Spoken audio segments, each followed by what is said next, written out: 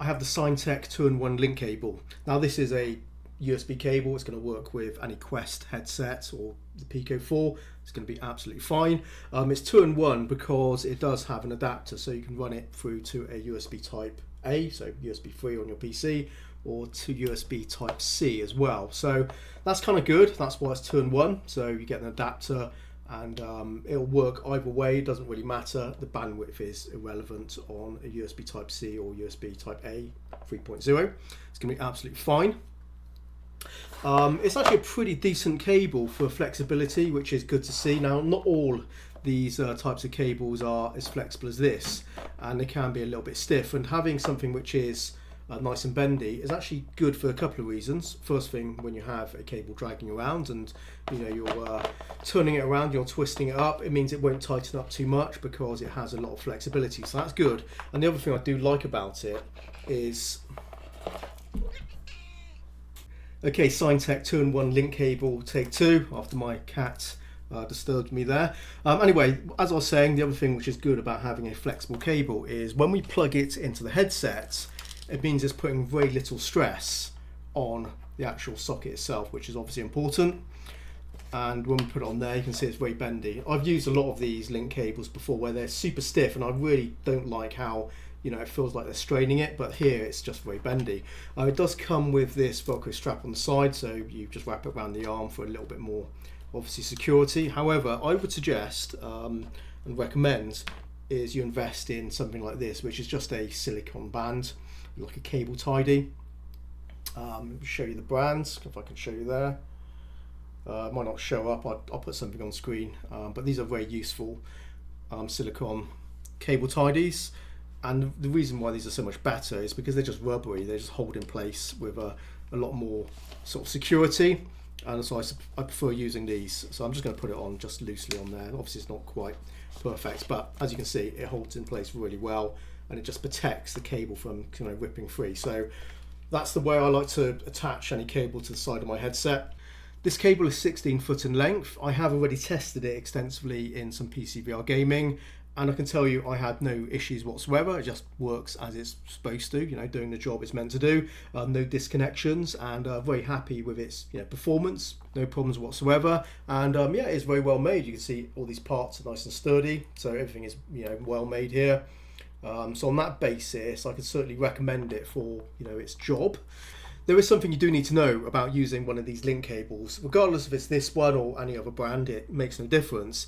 Is the port on the PC can supply a certain amount of power output, which can support the headset a bit, but not fully. So when you are running PCVR games, the battery will drain over time. It's inevitable. There's nothing you can do about it. It will be a little bit more gameplay than it would be if it's just running off the battery alone, but bear in mind it's still going to run down. You can't avoid it using this type of cable. However, there's something quite interesting, at least on their product page. They mentioned that if you run it over a Thunderbolt 4 connection from your computer, some motherboards have it, more high-end ones, or you can get a add-in card. Potentially you can fit that into your motherboard, and that supplies more power. And they do state that you can play and it should sustain the power on the headset. Now I did test this because I do have a Thunderbolt card installed on my PC. I have this one. So I tested it, guys, and I can tell you, at least on the Quest 3, it wasn't able to achieve that. Because it is a power hungry headset compared to say the Quest 2 or the Quest 1 or Pico 4, it's still not enough power being pulled through this cable over Thunderbolt 4, although technically Thunderbolt 4 should be able to support it. However, this cable, I think, due to its length and also the resistance of the cable, it wasn't doing such a great job. It was better than nothing, and it drew about an extra watt, I'd say. So it's about 4 watts over USB 3. Over Thunderbolt is only able to draw about 5 watts, just over 5 watts. Now I did some tests, and the reason I was able to test this because I have one of these little gizmos here.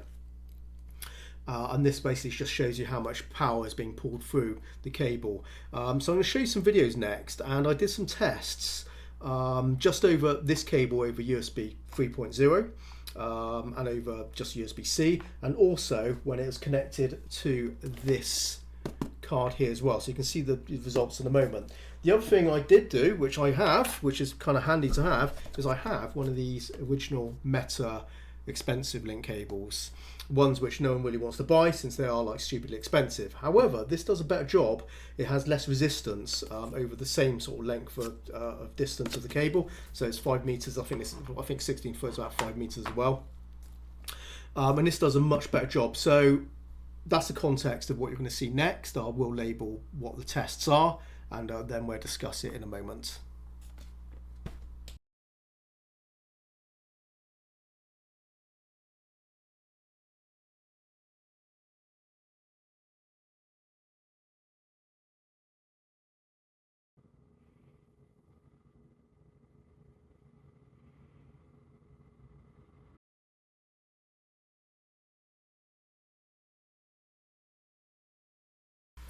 Okay, so through those results, you could see that the Syntech was doing better over Thunderbolt than it was over USB-C or 3.0.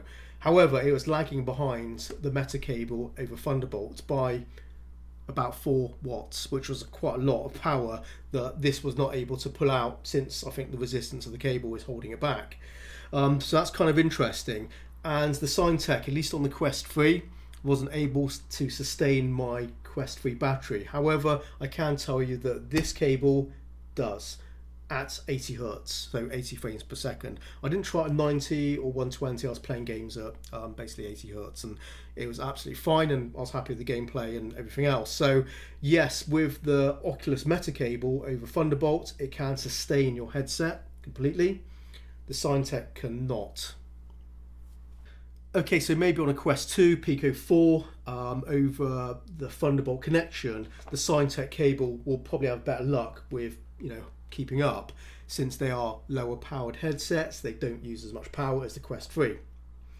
So, and I only did my test on the Quest 3, and I'm sure if I did try it on the Quest 2, the results would be better. There's no doubt about that. Whether or not it can keep up, I honestly don't know, but since on their Amazon product page they mentioned Thunderbolt 4, and I have a Thunderbolt expansion card, it is worth testing, and I thought I'd give you those results. So yeah, a slightly longer video for just the link cable guys, but I wanted to test it thoroughly and give you the information there. So hopefully that's something you can use and take with you.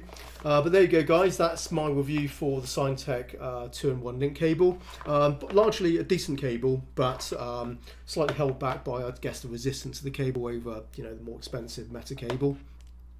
But for bandwidth, it's just fine, and it is a good quality, well-made cable. So the positives and some negatives there to take away from this one, but hopefully you found it useful. Anyway, guys, thanks for watching, and I'll see you next one. Take it easy, and bye-bye for now.